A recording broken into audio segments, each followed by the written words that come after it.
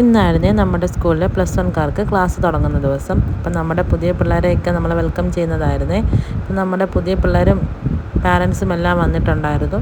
അപ്പം അതെന്താ നമുക്കൊന്ന് കണ്ടാലോ. ഈ നടക്കുന്ന വരുന്ന പുതിയ പിള്ളേരുടെ പേര് എഴുതിയിട്ടിട്ടൊരു ലോട്ട് എടുക്കലുണ്ടായിരുന്നു. ആ ലോട്ടിൽ ആർക്കാണോ പേര് വരുന്നത് അയാൾക്ക് ചെറിയൊരു ഗിഫ്റ്റ് അവർ സീനിയേഴ്സ് കൊടുക്കുന്നുണ്ടായിരുന്നു കേട്ടോ. ആ പരിപാടിയാണ് ഈ നടന്നുകൊണ്ടിരിക്കുന്നത്. വരുന്നവർ പേരെഴുതി അകത്തോട്ട് കയറുന്നതാണ് ഈ കാണുന്നത്.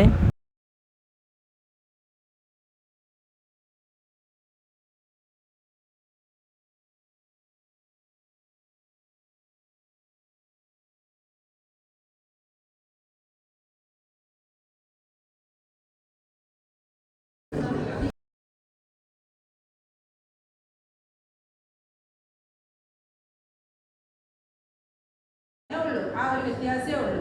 ഇനി അതുപോലെ തന്നെ ലാബുകളെല്ലാം തന്നെ നമ്മൾ ആ ലാബുകൾ തന്നെയാണ് യൂസ് ചെയ്യുന്നത്. എക്സാം എഴുതുന്നത് ആ മെയിൻ സ്കൂളിൽ തന്നെ ആണ്. എല്ലാ രീതിയിലും യാതൊരുവിധ സെപ്പറേഷനും ഇല്ല. ബാച്ചും ഉണ്ട്. അപ്പൊ ഇത്രയും കാര്യങ്ങളാണ് നമ്മുടെ മെയിൻ സ്കൂളിലും അതുപോലെ തന്നെ അതിന്റെ കണക്റ്റഡ് ആയിട്ടുള്ളത്. അതുപോലെ തന്നെ അവിടെ കമ്പ്യൂട്ടർ സയൻസ് ഇല്ല.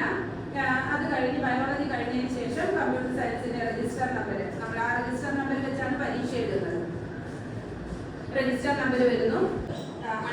ടൈമിംഗ്, സ്കൂളിന്റെ ടൈമിംഗ് അറിഞ്ഞു. ഇനി അടുത്തതെന്ന് പറയുന്നത് പഠന രീതിയാണ്.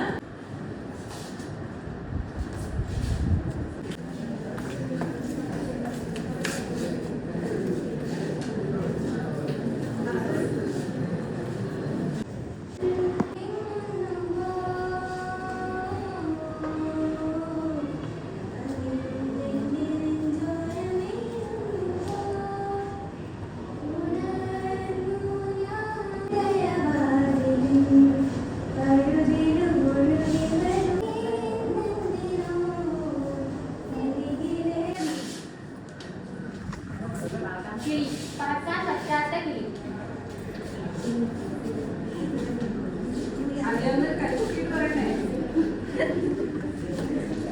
പഠിക്കാതിരിക്കാൻ എന്ത് വേണം?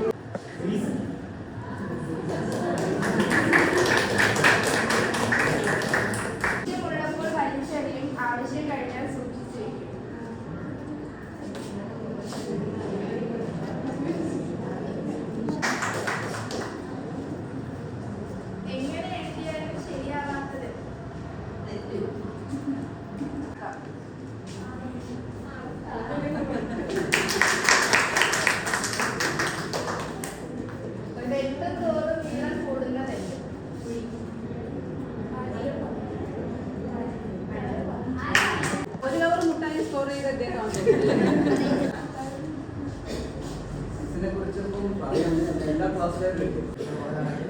മാത്സ് ഫിസിക്സ് എക്സൽ ഏകദേശം ലെവൽ വരുന്ന സബ്ജക്റ്റാണ്. എല്ലാവരും ബുദ്ധിമുട്ട് പോയ സബ്ജക്റ്റാണ് മാത്സ്. സബ്ജക്റ്റ് പഠിപ്പിക്കുന്നുണ്ട് ബിസിനസ് ഡേസും അക്കൗണ്ട്സ്. കടന്നു വന്ന ഒരുപാട് കുട്ടികളാണ് ഇവിടെ ഇരിക്കുന്നത്. അപ്പോൾ നമ്മൾ 10ാം ക്ലാസ്സിൽ നിന്ന് കൊമേഴ്സിലും കമ്പ്യൂട്ടർ ആപ്ലിക്കേഷനും കമ്പ്യൂട്ടർ സയൻസ് മാറ്റമുണ്ട്.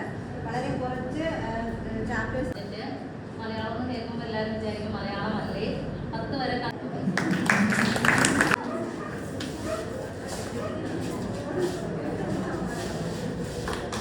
Thank you.